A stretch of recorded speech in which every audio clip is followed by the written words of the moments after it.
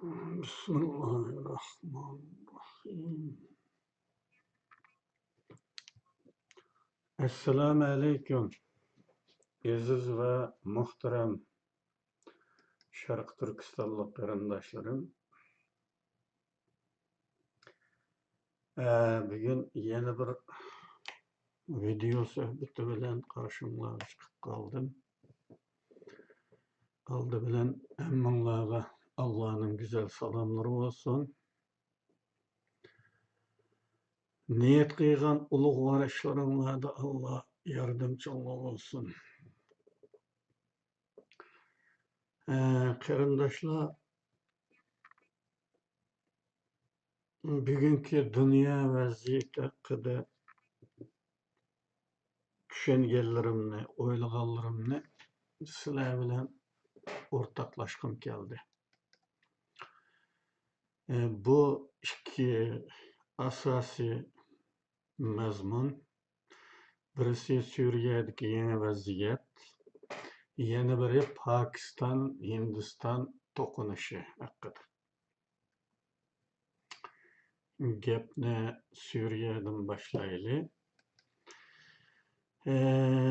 Suriyadagi taraqqiyotlar, ya'ni bugun kuchli bo'lgan taraqqiyotlar xil ko'p qarindoshlarimizni hayron qoldirdi. Ba'zilarini umidsizlantirdi. Ama bana bu bir tasodifiylik tuyulmadı. Çünkü yıllardan beri ben bunu dep kelyapman. Devlet menfaati hammadan a'lo. Ama bunu bir türlük uqtirolmay bo'g'in o'qib kelgandim. Bunu uqtirg'ili bo'lmagan ba'zi qarindoshlarga. Çünkü bu qarindoshlarimiz g'ayri bir turdagi islom bilan bek sharaflanib ketganlikdan masalani davlat miqyosida o'ylag'ili unamay baynalminal islom nuqtasidan o'ylavag'achqa buni uqtirg'ili bo'lmadi. Endi ishlar bizning deganimizdek chiqqili turgan vaqtida ular hayron qoldi va umidsizlanishga boshladi. Bu qarindoshlarımızın qabul qilgan bu islomi qaysi turda men uni toza arayanmadim. Anglashimcha Musa Jarullah deydigan bir Tatar diniy olim o'tgan, jiqlaringlar bilasizlar buni. Bu kishi Qashqarga borgan vaqtida Qashqarda aziz xalqimizning dini e'tiqodi ve bu onunla alakadar ameliy ahvolini ko'rgan vaqtida Qashqarga islom keyni chiqirib qopti deb tikanmish. Endi bu gap qanchalik rost bunu bilmayman. Men bununla yozma bir delil ko'rsatsanglar ko'rsatmayman, ammo Eğizdeki koçparanlarda şimdi bir gap bat. Keyni çıkırıp kalgan bir İslam. Aşağı okuştup tükenemde. Bu bir mecazi gap bu. Metafor yani. Endi bizning bu Suriye mavzusida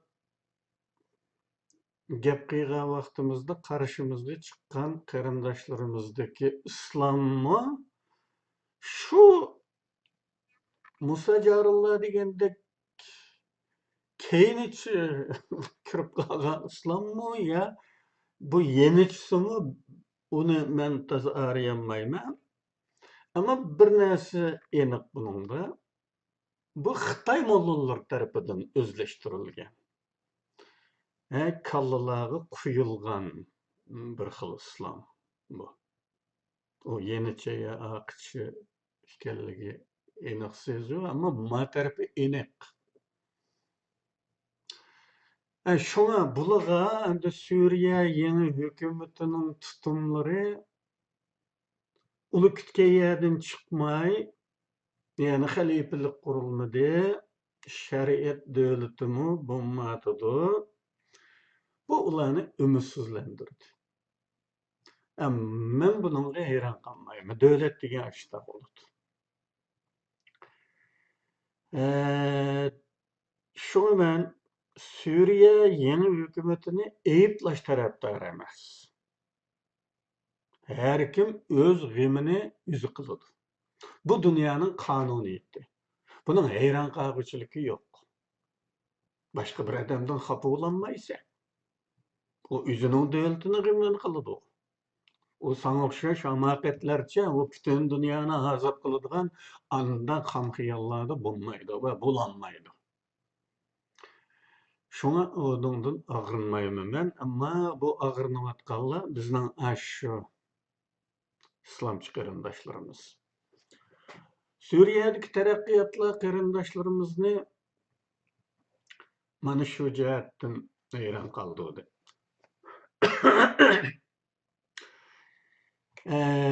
Suriýede ýeni hökümet Palestin gruppalaryga zerbi bergenligi, Palestinge aýyt mülükler urullarının taqalyşy, musadir kılыныşı qatarlyk aslında bu mujahid hökümetden kütülmeýdigan ahwallarmy meýdanga çykkanmış. Bular İsrailga yarap geliş tamahy.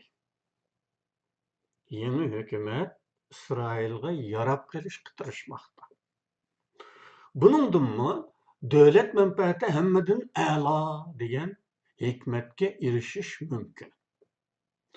Suriye Arab Cumhuriyeti diýen ismi bek insapsız bir isim. Esed devrden kalgan. Yani okşaşla başka etnik gruplarını yok çıkarıp ýetadigan bundak bir isimnin kullanılışı Arab milletçilikinin canlılıkını ifadelaydı. Ve bu isim başka milletlerinin gururuga tegip, ularni her an isyanga ündeydigan bir amil bolup kalıdy. Aslida farklı bir döwlet sistemi kuruş niyeti bolsa, döwlet isminden Arab diýen millet ismini çykaryp etse togry bolatdy. Çünki o döwletde pakatla Arably ýok. Bir munça millet var. Bunu kılamdy ýok. Bu Arablaryň insabyga kalgan bir iş. Ahmed Şaranyň iki taş arasyda kalganlygy ma'lum bolmakda. İslami gruplar şeriat sistemideki döwlet kurulmaganlygy üçin narazy we karşı. Amma onda ýa döwletni kurup çykyş täs. Garip, hatda barlyk taşky dünýäniň kütüwatgyny demokratik hem federal cumhuriyet. Onu deýdise tehi, bunu deýdise tehi. İki taşnyň arasydakylyk bir weziyet. Aslida federal bir kurulma en uygun. Garipmi bunu kollaýdygan, Suriýanyň içki ahwalymy bunu takazza kıladigan bolsumy, Türkiýe bununla karşı. Ahmed Şara hökümetimi bununla karşı. Bununla bir razılıky ýok. Eger Kürtler bolmagan bolsaydy, Türkiýe federal sistemini kollaşy çokum idi. Fakat Kürtlaryň haqqy erişip çydap duralmaýdyganlykdynla Türkiýe federal kurulmaga razy emas. Hatta Türkiýege işengen, Türkiýeden ümitler kütgen türkmenlärniňmi bu tutum tüpeýle, Türkiýanyň muşu tutumy tüpeýleden haklary kömülüp gitedi ki Kürtler bir näsege erişip kalmasyn. Federal kurulma bolgan bolsa, belki türkmenlämi federasiýanyň bir hüjeýresi bolup galatdy. Yani federasiýasy hiç bolmasa bir muhtariyet raýyny bolup galatdy. Emdi türkmenläge muhtariyet berişke boludy. Kürtlarga bir näsege beriş togry emas dese, bek sektorda qo'sh o'lcham bo'ladi. Shunga Kurtlarga hech narsa bermaslik uchun Türkmenlarningmi dag'di qilishiga ko'z yumadigan gap. Niyet bu. Suriyadagi Kurtlarni PKK'ga bağlaşma Türkiye'nin qaralash taktikasidan biri. Tonulgan bir terör teşkilatıga zorlap çeteveliş. Aslında bular özara anlaşanmadı. Suriye'dekiler tamamen başka bir top. İsrailiyege sal qarayolmaydiganligi aniq bilinib turayotgan bir amil. Bu ve Amerika'nın meyli bir yer keltirilse, Suriye'de federal sistemdeki bir devletin kuruluşu qarta besimli hali kuchli. Türkiye'nin ve Ahmet Şara'nın xahişi bunun aldıda hali aciz deyişimiz mümkün. Suriye'de federal sistemdeki bir devlet kurulsa, İsrailiye için mu teşvikten kapalıtı buluş tabi. Ahmet Şara cihatçı gruplarının besimini mu körmeski salanmaydıganlığı aniq. Bu sebepten bazı itiqat gruplarını şer'en qatli vacib e'lon qilish, umumiy qatliam elib berish, chetga qiqish qatorliq ijroatlarni mavjud. Suriyadagi taraflar va Suriya haqida tashqi dunyodagi taraflarning orasida bir o'rtaq nuqtaga kelish bek yaqin bir kelajakda bo'ladigandek ko'rinmayapti. Hatto Ahmet Şara bu kadar qalaymiqanchilik ichidan üzüp chiqa olamdi. Bu devletni devlet qilib qurib chiqishning huddisidan chiqa olamdi degan savollarni tug'ilmoqda. Chunki Suriya vaziyati ziyoda murakkab. Bu kadar chigishilib ketgan masalalarni bir taraf qilish uchun qattiq qo'lliq, ya'ni kuch kerak. Yoki eng kuchli tarafdorlarning talablariga bo'yin egish kerak. İki tanlash var. Ama bu iki tanlashning biri bek mümkün görünmeydi. Qattiq qo'lliq. Unda kuch hozir Suriyada yo'q. Buzuq e'tiqodlik, ya'ni islomiy nuqtadan qaraganda buzuq e'tiqodlik. Yani o yüzüge to'g'ri, onun o to'plarning yüzüge to'g'ri e'tiqod. Ama islomiy nuqtadan qaralganda buzuq e'tiqod deyildigan to'plarning qatli vacib deydigan fatvoga tayangan zarbi berishlar. İslamga göre qanchalik to'g'ri? Bunga bir nima deyish diniy zotlarimizning ishi. Ama bunda gruplar bölünme niyetide emas. Yani devletni bölüş niyetide emas. Devletning bir butunligini itiraf qilayotgan, ayrılmak niyetide bo'lmagan ahvolda şu devletning normal fuqarolaridir. Hatta şeriat bilan boshqariladigan bir devlet sistemasida başka o'xshamagan e'tiqoddagilar zimmiylardir. Allohning omonati sifatida qo'g'dilish kerak bo'lgan kishilardir. Bo'libmi bugungi Suriyada maydonga kelayotgan real hodislar panjarasidan masalaga qiladigan bo'lsa, bir yanda İsrailiyaning hujumlari, ishg'oliyati, oralashishlari bor ekan, istilo harakatlariga qarshi hech nima qilmayotgan vaqtlik hukumat kuchlarining o'z fuqarolari haqida qatl vojib deb qatlam yurgizishi qabul qilg'isiz bir ahvoldir. Yana bir masala var. Bu fursatda javob berib qo'yay. Xalqaraga yomon ko'rinish bilan yaxshi ko'rinishning farqi yo'q deyish orqali Türkistan İslam Partiyasining o'tgan 20 yilda o'tkazgan jinoyatlarini oqlash urinishlariga ko'zim tushib qoldi. Men bunga javob berib qo'yay. Bugun Shara hukumati G'arb davlatlarining terror tizimligidan chiqarilishiga tashna bo'lyapti. Bu tizimlikdan chiqishi shart. Andın xalqarada e'tirof berishadi. Mablag' solg'uvchilar maydonga keladi. Suriyani qayta qurish va qaytadan bir davlat sifatida dunyo davlatlari qatorida o'z oyog'i bilan o'ri turish kerak. Buningdan shuni ko'ra olamizki, xalqaro jamiyatning yaxshi ko'rishi yoki yomon ko'rishining hamon bir kuni ishqa aloqasi bo'ladiganligi, yaxshi ko'rilishning hamon foydasi bo'ladiganligi Suriya örnekide ve Taliban örnekide naiti aniq ma'lum. Bularga qarabmi bir sabaq chiqarolmagan avarlarning o'tirdi nima ishi bor? Oqsoqollik qilib fikr bayon qilishi salaytibami?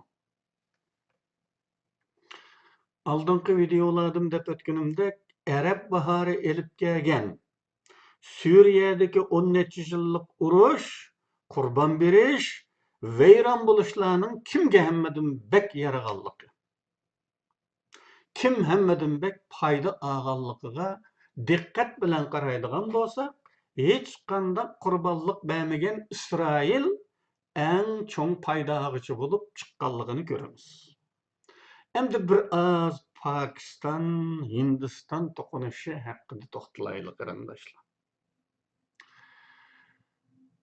Türk analizchilarning videolariga qarab chiqdim. To'liq anlamadim, ammo ekran yuzida ko'rilgan e'lon xarakterli yipishlardan ma'lumki, Türk analizchilarning mulohazalari bekli bir taraflama. Ziyoda söyle bir taraflama. Pokistonga yon besish tufaylidan haq-nohaq masalasidami diqqatsiz eg'ishlar ko'riladi. To'qinishni boshlag'uchi aniq holda Pokiston taraf bo'lsa-mu, qasddanlik bilan Hindistonni istilochi ko'rsatishga urinadi. Haqiqat shuki, Pokiston istixboroti tarafidan qurilgan ve perde arkasında Pakistan istihbaratı komandanlık qiladigan Lashkari Tayyiba, yani Pak Lashkar mujohidlarining Hindistonga Tava Kashmirda maydonga keltirgan terrorlik hodisasi. Bu to'qinishning piltisini yaqqan. Buni butun dunyo biladi. Lekin Pokiston doiralari Lashkari Tayyibani e'tirof qilmaydi. Bu davlatning bir mexanizmi emas, so'g'anligi uchun emas, uni Amerikaga ergishib terrorist tashkilot deb e'lon qilganligini buningga asos qiladi. Bu bir terrorist tashkilot, uning qilgani bizga hisob emas demoqchi bo'ladi. Shug'unisi Lashkari Tayyiba hala Pokiston zaminida mavjud. Pokiston hukumati faqat g'arbliklarga o'xshab olish, terrorist tashkilot deb qo'yish bilanla Lashkari Tayyibaning Pokiston zaminida faoliyatlarini, tashviqotlarini, tayyorliklarini qiladiganligini inkor qilmoqchi bo'ladi. Bu inkorchilikqa kimlar ishonadi? Xitoy ishonadi va Turkiya ishonadi. Boshqa davlatlarning ishonishi notayin. Menimcha bu to'qinishning me'mori Xitoylar bo'lib, Xitoy Amerika to'qinishida diqqatni chachmoq, Amerikaning diqqatini bu yerga qaratishni, kuchini bo'lishini tamom qilmoq uchun Xitoylar kuch ko'rsatgan bir ish. Bu to'qinish orqali Xitoylar Hindistonning amaliy kuchini, harakat qobiliyatini, ittifoqdoshlarining kimlar bo'lishi mumkinligini chekib boqmoqchi bo'lgan ve do'sti Pokistonga havola qilingan sinoq bo'liqidir. Paket.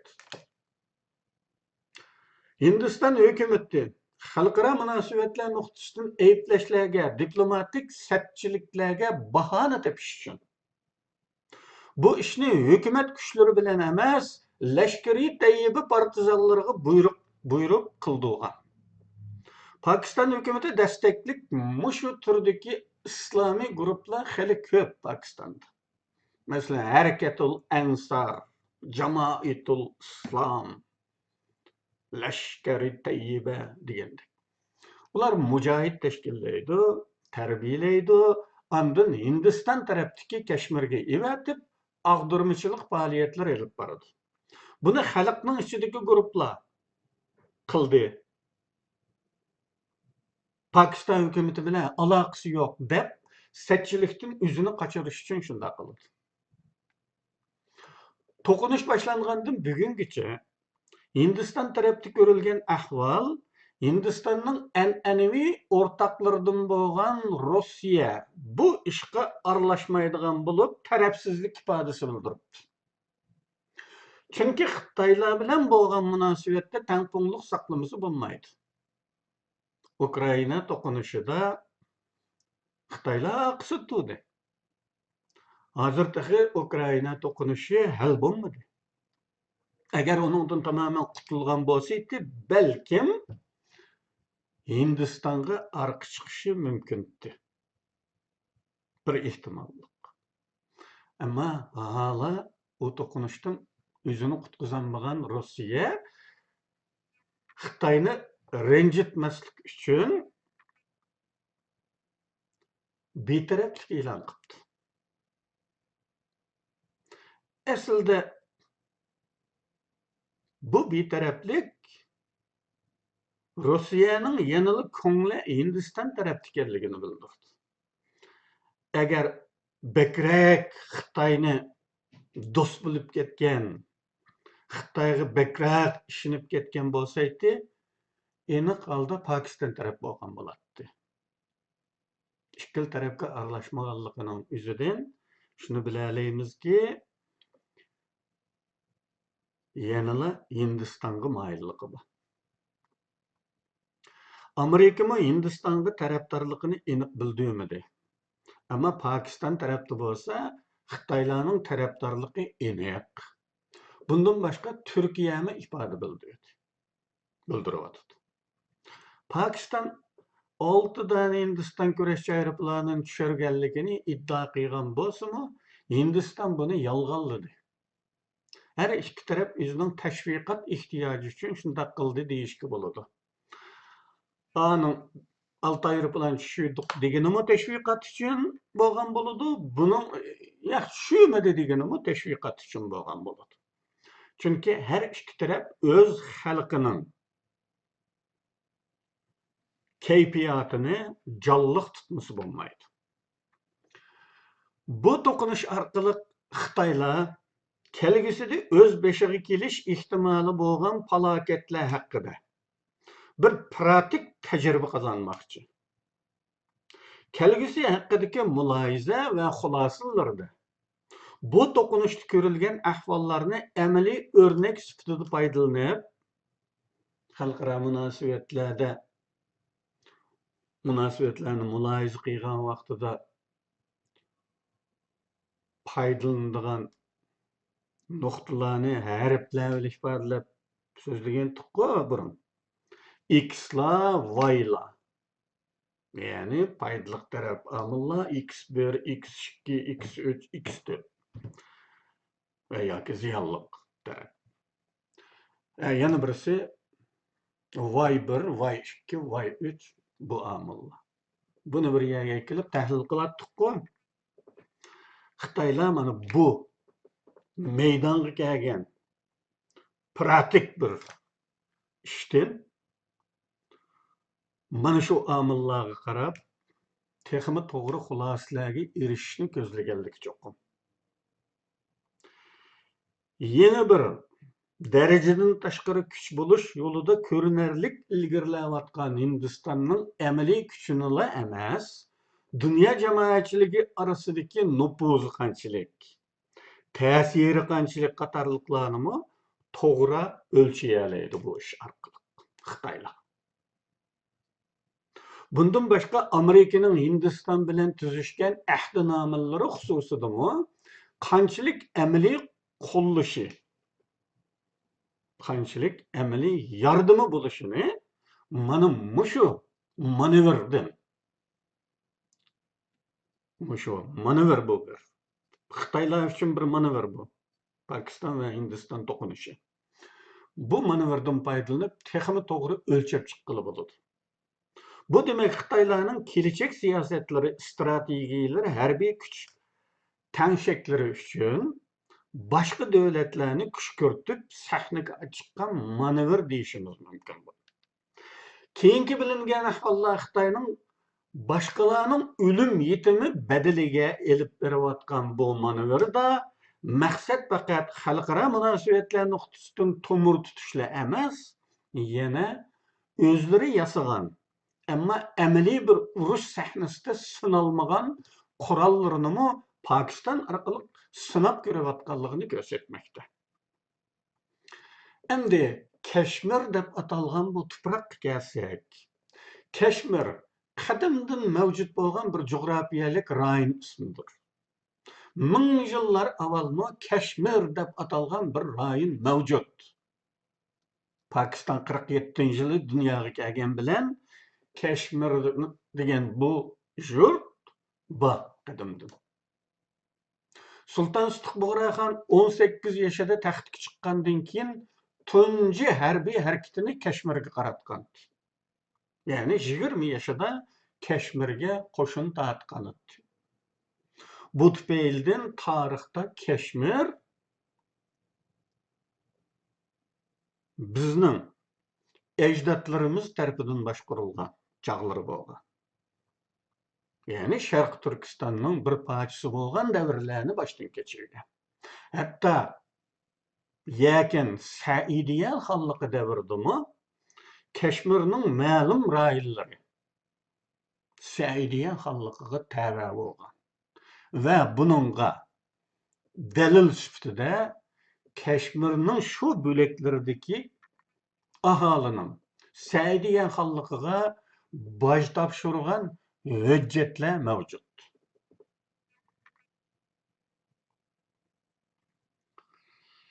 Qarindoshlar, bu tufaylidan Kashmir rayonida turkiy qavmlar mavjud. Gerçi bunun köpleri yerli xalqlar tarafidan til assimilatsiyasiga uchragan, o'zining tilini unutgan bo'lsa-mu, ammo ular avloddan avlodga o'zlarining turk ekanligini biladi.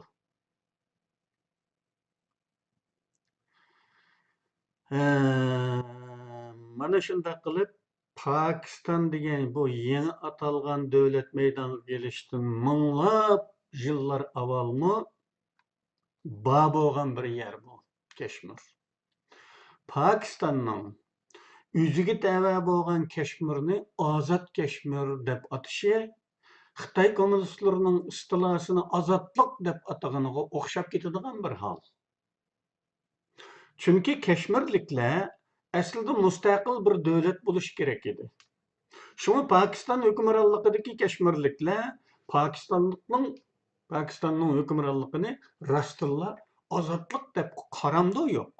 Bunga qaramoq lazım.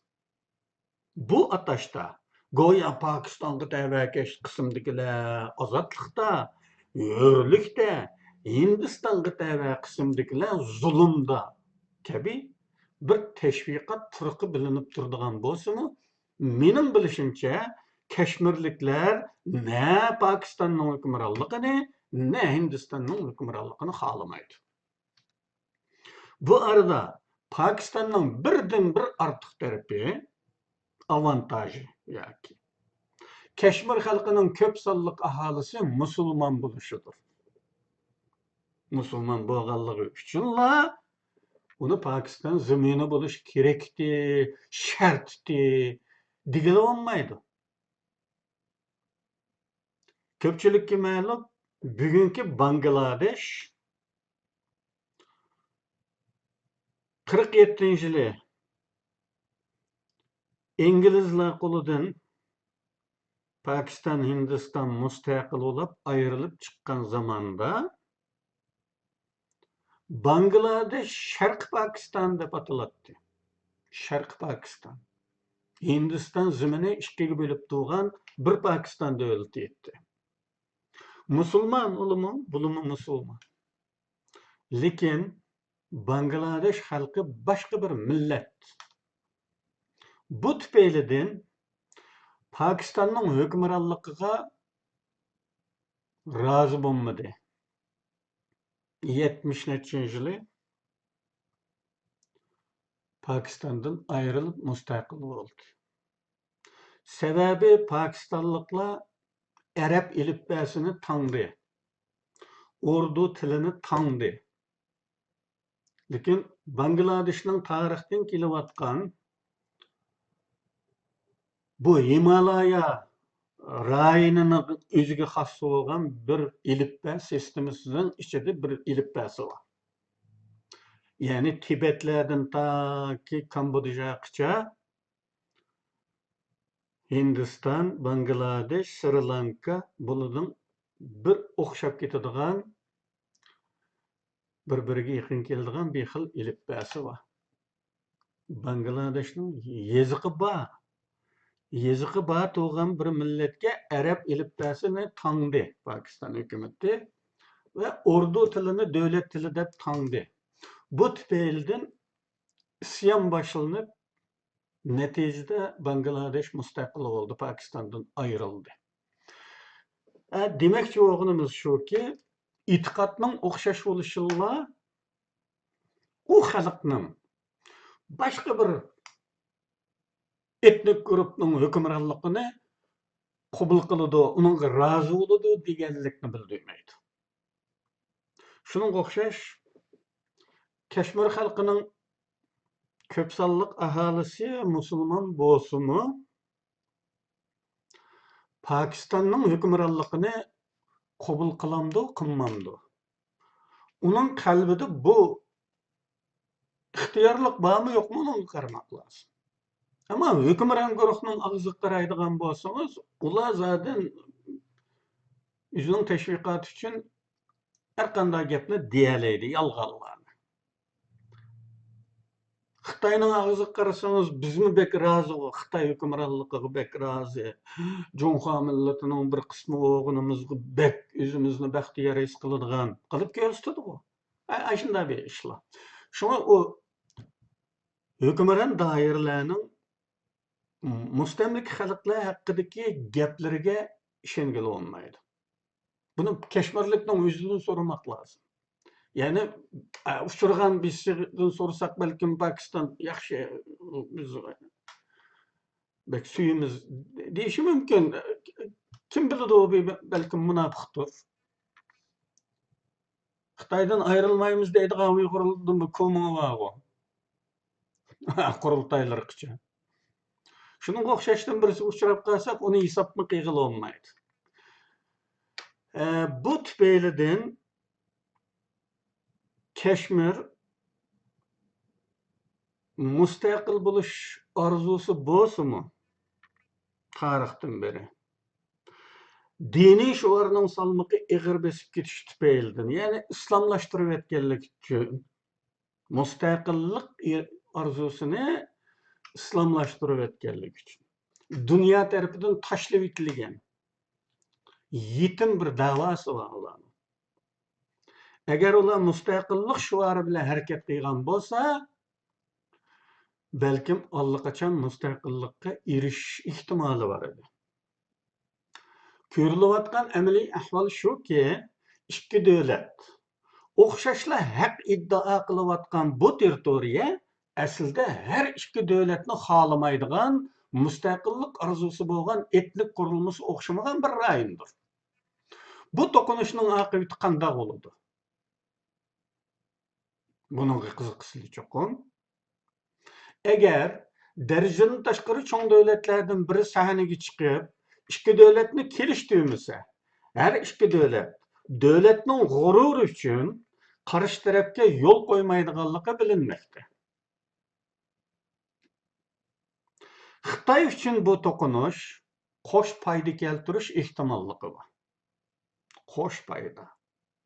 Biri, urushning davomlashishi yoki texnik keng ko'lam qozonishi har ikki davlatning iqtisodiy chekinishlariga sabab bo'lsa, bu Xitoy uchun bekmi foydali bo'ladi.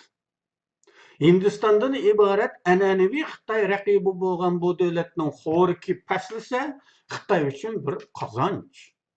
Aram. Shundaqmi? Buni hammanglar ko'z anglaydi. Pokistonning ojizlashishi uni texmibek Xitoyning quchqig'iga ittirish roli o'ynaydigan bo'lg'achqa, Xitoy buningdan foydalandi. Eğer Xitay bir teşlik suyer, tonu kiyip, oturga çıkıp, iki tarafni keliştirishni üstüge alsa, dünya cemaatçiligi oldida nüfuz kazanadi. Ve bu yana bir foydali omil bo'lib qoladi. Mana shunda qatlam foydani oldin mo'ljallagan Xitoylar Pokistonning qo'li orqali bu to'qinishni keltirib chiqargan deyishimizni asosga ega qiladi. Qarindoshlar, bu haqda savollaringlar bo'lsa, inkasga yozsanglar, agar hepsiyelimiz yer verse, keyingi videolarda javob berishga tirishamiz. Hammanglar Allohga omonat bo'linglar. Yana bir qatim ko'rishguncha xayr xo'sh.